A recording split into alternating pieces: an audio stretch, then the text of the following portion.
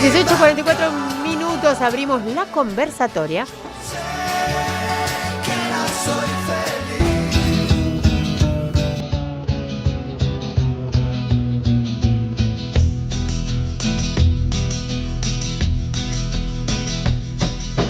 You keep saying you got something for me. So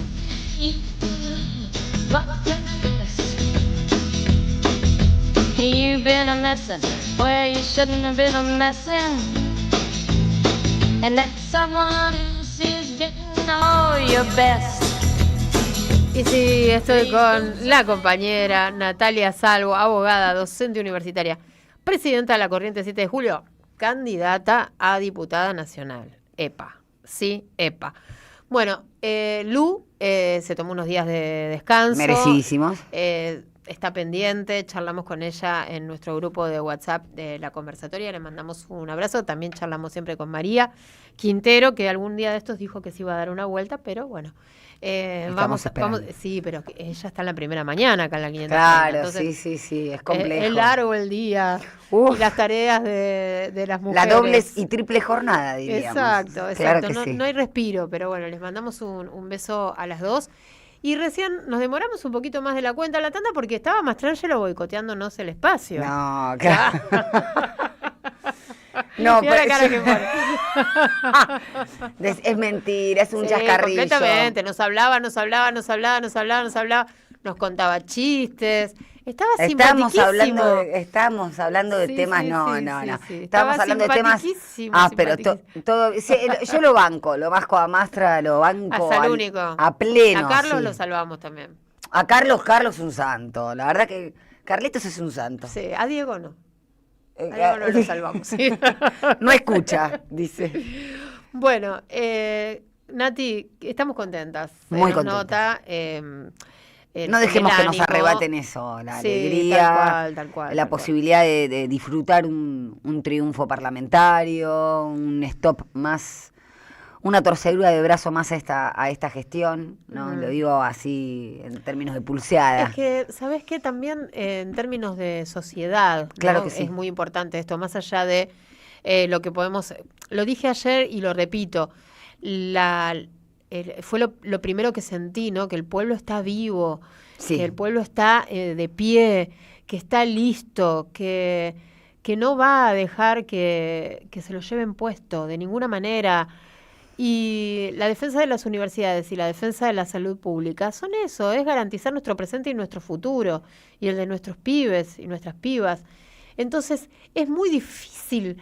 ¿Qué pensaba Milei cuando ideó todo esto, que la gente iba a poner la cabeza en la guillotina continuamente? Yo creo que estaban muy seguros de la narrativa que habían forjado, sí, en base a los argentinos y argentinas de bien, que eran los que iban a pagar la fiesta populista para garantizar el futuro de sus hijos e hijas. Y un mantra económico que le vino muy bien al poder real, que es el ajuste para lograr un equilibrio fiscal que ya sabemos que no es tal cosa. Entonces, me parece que Milei es una marioneta más.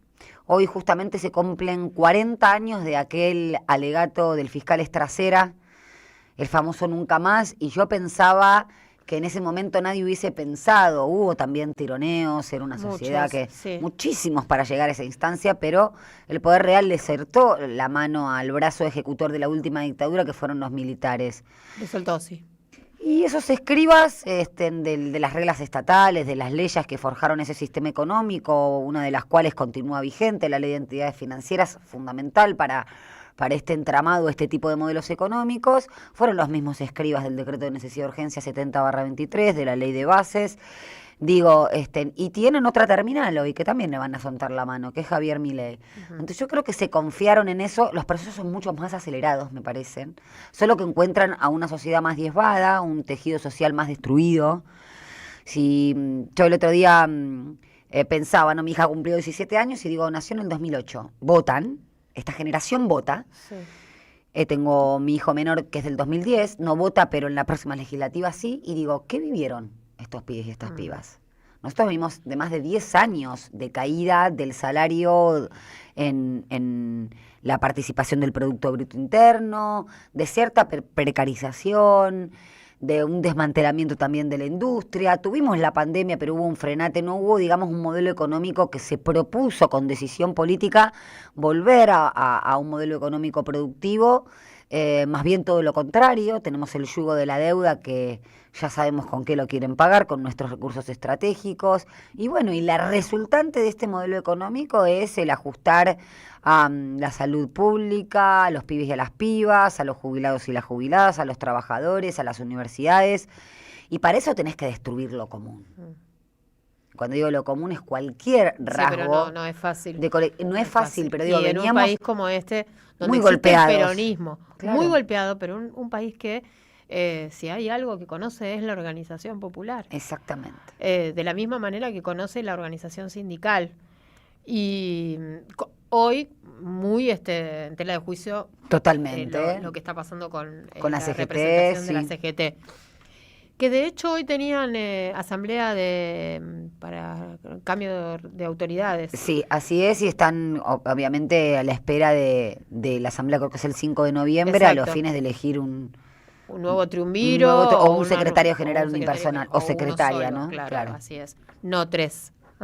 Claro, no estén... Bueno, sí. También eso es comprarse un poco el argumento de la derecha, que lo colegiado es más democrático por sí mismo, ¿no? Los órganos colegiados de conducción. Y la verdad que no tiene que ver con eso. Sí. A mí me parece que la participación popular en la organización, en el reclamo popular, en el estar en la calle, primero le da músculo político a la oposición. Segundo, muestra que ese pueblo de alguna forma no decayó totalmente. Y tercero, creo que da esperanzas para construir de acá al futuro. ¿Y cómo lo viviste ayer? ¿Dónde estabas? Yo, salí a las 11 de la mañana, tuve una charla justamente con compañeros y compañeras de ATE en el Ministerio del Interior, y de ahí terminé, me fui a la Facultad de Derecho a las 13 horas, que todo el arco, digamos, de la Facultad de Derecho, que no es obviamente solo el peronismo, salimos de allí y pasamos por Plaza Jusey, claro, ahí con la gente de Exactas, Medicina, y de ahí, bueno, arrancamos por Callao, bajando, que se bajó por Corriente, 9 de julio, y estuvimos ahí en la plaza, que fue realmente emocionante. Claro, porque hicieron todos ese recorrido, entraban por Corrientes y se sumaban por porque estaba cortado Callao. Claro, porque estaba, y además y no se podía ingresar por otro lado. No. Era imposible, había que agarrar las avenidas sí o sí, así que era raro, ¿no? Verlos pasar por un lado y después para el otro. Sí, tal cual, pero yo no sé si fue tan masiva como aquel abril del 2024, pero sí... Fue distinta. Fue distinta, y además, vos hablabas del peronismo, y le guste a quien le guste, o no le guste a quien no le guste, lo cierto es que fue el peronismo en 1949 que estableció a través de un decreto la gratuidad universitaria con el fundamento... Claro, gracias a Perón tenemos universidades gratuitas. Y la apertura, la famosa frase de la apertura de las universidades a los obreros fue porque la reforma universitaria de 1918, de mano del radicalismo, sí hablaba de la democratización interna, de la conducción colegiada, de la participación de los estudiantes, pero digamos que la socialización de ese derecho a los cabecitas negras fue justamente gracias al peronismo, y Perón lo explicó muy bien, porque vamos a elegir en tanta cantidad de materia prima si tenemos más. Y lo que aumentó la currícula, el ingreso desde 1949 hasta 1955 y más, es exponencial. Y después Cristina Fernández de Kirchner, en noviembre del 2015, declaró por ley, no sé si es el 19 o el 20 de diciembre, el Día de la Gratuidad Universitaria, que fue el día que Perón emitió ese decreto. Y yo creo que ahí se ven las dos facetas. Un derecho tiene que consagrarse, no es lo mismo que exista en la letra de la ley que el que no. Ahora, también depende de políticas públicas, y lo vemos muy claro con un derecho que nos parece muy lejano, el acceso a una vivienda digna, del artículo 14 bis, que fue incluso un artículo con el peronismo proscripto en 1957. Sin embargo, ese derecho pueden decir que no existe porque no está asegurado. Bueno, en función de ese derecho, otros países del mundo, por ejemplo, establecen plazos mínimos de alquiler, alquiler a través de la moneda nacional, no como lo que está sucediendo acá, justamente para garantizar el derecho al acceso a la vivienda, construcción de viviendas propias. Digo, los derechos tienen que ver con las políticas públicas. Sí, tal cual. Eso lo hablamos mucho con Eva Kutsovitis, que tiene un espacio en el programa y su agenda es la agenda de la ciudad. Sí. Y siempre hace comparaciones con los números que están muy buenas, porque como por ejemplo subejecutaron un montón de partidas el año pasado en la ciudad de Buenos Aires, y con eso, ese dinero, se podrían haber construido un montón de viviendas, o la ciudad podría comprar viviendas, como ocurre en otras Berlín, capitales del mundo, por ejemplo, para intervenir en el mercado de alquileres, así es, y Berlín hizo eso. regular el mercado, de modo tal que el acceso a la vivienda sea más equitativo. Hay montones de cosas que se pueden hacer y no se hacen. Claro. Porque, bueno, Milei asumió, ¿te acordás? Dándole la espalda a los diputados en su primer discurso ante la Asamblea. Sí, claro. El discurso de las fuerzas del cielo. Fíjate cómo se resignifican las cosas, ¿no? Claro que sí. Con lo que está pasando y ahora, aparte con los muy, vetos, ¿no? Es muy simbólico, porque si hay un poder que es el poder soberano y representativo del pueblo, y que por algo de allí emanan las leyes que van a obligar nuestras conductas o nos van a dar derechos, es el Parlamento. Y él, como una buena autócrata, bien de espíritu monárquico, con ese delirio místico que tiene, le dio la espalda al Congreso. Entonces, de todas formas, creo que ya te digo, yo creo que Milei es una terminal. Con esto no estoy diciendo que sea bueno o malo, que esté loco o no esté loco, que sea responsable o no de sus actos. Lo que digo es que ese poder económico, ese poder real, lo utiliza a los fines de llevar a un programa económico que de otra manera no podría. Y para eso necesitan generarse, por eso digo, un discurso. No cualquiera acepta que le saquen medicamento a los pibes con cáncer. No cualquiera acepta el discurso de que le están pegando a una jubilada, la tiran en el piso y casi le parten la cabeza, y que ese jubilado está armado. Tiene que haber otra vez una exhumación del famoso discurso del enemigo interno, en donde hay que exterminar o suprimirlo. Y la verdad es que quienes somos peronistas, kirchneristas, lo padecemos, porque desde ser un parásito hasta ser un virus, hasta ser el mal de algo que hay que suprimir. Ratas, de todo. Hay que fíjate, es la patologización de esta forma de pensar. Hay que exterminarlo. Y bueno, y yo pensaba, digo, no es por casualidad que este poder mafioso, como dice Rocco Carbone, se enquiste en el Estado, cuando dice el mismo presidente que es el topo que lo viene a destruir. Y a mí me parece que en algún aspecto le están diciendo, bueno, acá primero la política, porque además el nuevo ministro del Interior se paseó con un montón de fotos durante el fin de semana, habilitó un montón de TNs a las provincias, y sin embargo esos gobernadores, la orden para votar fue justamente rechazar el veto. Sí. ¿Sabes qué? Encontramos un audio de Milei en campaña, hablando justamente sobre discapacidad, y me llamó la atención, ¿no? Porque fíjate, Nati, cómo lo que decía es lo que está haciendo ahora. A ver. Y si los individuos de repente, digamos, o sea, creen que tienen alguna falencia mental por el cual, digamos, no pueden hacerse cargo de su proyecto de vida, digamos, entonces, digamos, no tienen por qué estar complicándole la vida al resto. Es decir, si la gente, digamos, considera que no puede hacer tal cosa, no tiene por qué pasarme la cuenta a mí. Bueno, ahí está. Primero me resulta, tengo que decirlo, me resulta insoportable la cuenta a mí. Escuchar ese latiguillo, digamos, o sea, sí. que se vuelve loco. Es que ahí está la destrucción de lo común. ¿Qué es sino una expresión por antonomasia de lo común que el Estado? Incluso estoy hablando del Estado liberal, ¿no? Esto de con la mía, sí, por supuesto, amigos, todos los derechos se financian, absolutamente todos. Las exenciones impositivas de Marco Halperin también, la de los jueces y las juezas también, ¿no? Que ingresaron con anterioridad al 2017, que son los que están eximidos de pagar el impuesto a las ganancias. Entonces, esto de me lo tiene que cargar a mí, fíjate que es el mismo argumento de, no sé si fue el secretario, el actual, no, el anterior español, ¿no fue el que dijo que por qué tienen que pagar el peaje? Sí, él sí y las personas con discapacidad no, es ese mismo argumento. El ex titular de Andis, justamente. Es el individualismo absoluto, que después, ojo, ese pensamiento permea también en las AFJP. La AFJP era una cuenta de capitalización individual que rompía con el principio de solidaridad intergeneracional de la seguridad social propia del Estado Social de Derecho. Pero que no es tampoco un invento del comunismo, sino que fue un invento de Bismarck, incluso en la Alemania del siglo XIX. Ahora, todo lo que te corresponde a vos, sí, todo lo que les corresponde al otro, no. No.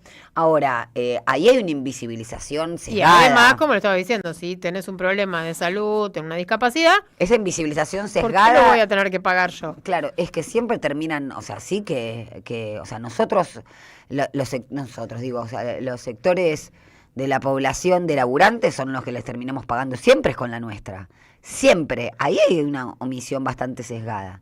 Entonces, si quieren el rompimiento de todo lo colectivo, vamos a ver dónde están las mayorías. Pero bueno, lo trajimos y lo pusimos al aire para volver, ¿no? Sobre algunas cuestiones que estaban sobre la mesa y que, bueno, nos parecían, bueno, dislocadas en su momento. Claro. Pero bueno, acá está el mismo presidente legislando en ese sentido, como lo había dicho. Bueno, Nati, vamos a cerrar este conversatorio. Tal vez la semana que viene ya estamos las 3. Ojalá. Sí, así la nos verdad podemos que ver sí. y abrazar. Sí. Y bueno, y vamos a seguir charlando de la agenda del Congreso y por supuesto de la campaña que dentro de muy poquito va a arrancar formalmente, ¿no? Voy a aprovechar para tirar un aviso parroquial. Dale. Mañana, viernes 19 a las 17:30 horas, en el Polo Saldías Cultural y Deportivo. Creo que ya les digo cuál es la dirección, es el lanzamiento de la campaña de Fuerza Patria. No va a haber pulseritas, no va a haber, estamos invitando a todos y a todas para que vengan. Ya les digo la dirección, San Pedro de Jujuy 4. Bien. Quienes fueron a la convocatoria sobre la cultura en la que estuvo Cristina, una de las últimas, es en el mismo lugar. Así que bueno, los esperamos a todos y a todas para abrir la campaña de Fuerza Patria de la Capital Federal. ¿Cuándo? Mañana, viernes 19 de septiembre, 17:30 Repetís, horas. porque me van a preguntar. En el Polo Saldías, ya les digo la dirección, San Pedro de Jujuy 4, Ciudad Autónoma de Buenos Aires. Yo después te paso ya el mismo flyer, los dale. flyers. Dale, Están perfecto. todos Así lo invitados. compartimos en las redes. Bueno, Nati, nos reencontramos en unos días. Claro que sí. Y a vos te encuentran en la 530. El Siempre. sábado van a hacer en vivo el programa. En sábado vamos a hacer el sábado, ¿ves? No tengo tu locución, André, me sabrán disculpar. El sábado en el Pulqui, Entre Ríos 484, de 9 a 11, vamos a estar haciendo sin diarios y después, bueno, está el programa de Camilo también, le pegamos derecho en el Pulqui, además. Hermoso, se arma, ¿no? Hermosos, sí, vamos a tener las entrevistas. Va a estar Pablo Perazzi, el secretario general de FEDUDA de Gremios Universitarios, y va a estar contando un poquito de esta Bárbaro, mira. 2 en 1 te hicimos. Dale. Enseguida regresamos. Vamos a dar la media vuelta, claro que sí. No veo para nada la temperatura, pero bueno, está cálido. 21 grados, sí, 21 grados.